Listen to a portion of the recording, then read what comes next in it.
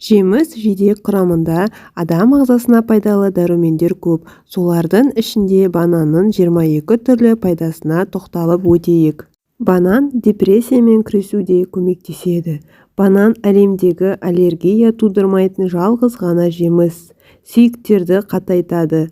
Бананның арқасында ағзадағы кальций жиналып тұрады. Ішек микрофлорасын жақсартады. Бананның құрамындағы ферменттер арқасында ағзаға тағаммен түскен пайдалы заттар әдеттегіден қарағанда жылдамырақ сіңіріледі. Іш қатуы бар адамдар үшін банан өте пайдалы жеміс. Әрдайым банан жеу үшін іш қатудан мықты қорғаныш.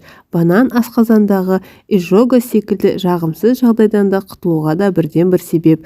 Асқазанның жарасы банан жегеннен кейін ол асқазан шырышты қабатында қорғаныш қабатын түзеді.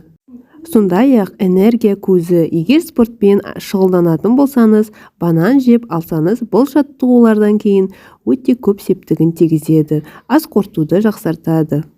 Анемия. Қаны аздар үшін банан таптырмайтын тағам. Жүрек ауруы.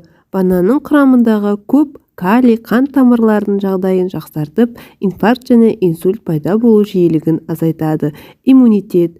Банандағы бар антиоксиданттар иммунитетті де көтереді. Банан бүйрекке оң әсер көрсете алады. Пайдалы заттар микроэлементтер бүйрек қызметіне көмектесіп, құм мен тастардан арылуға көмегін тигізеді.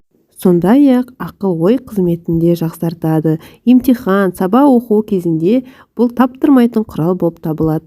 Достар, пайдалы тағам арнасына жазылып, қоңыраушаны басып қойсаңыздар, менің жаңа пайдалы ақпаратыммен бөлісіп отырамын.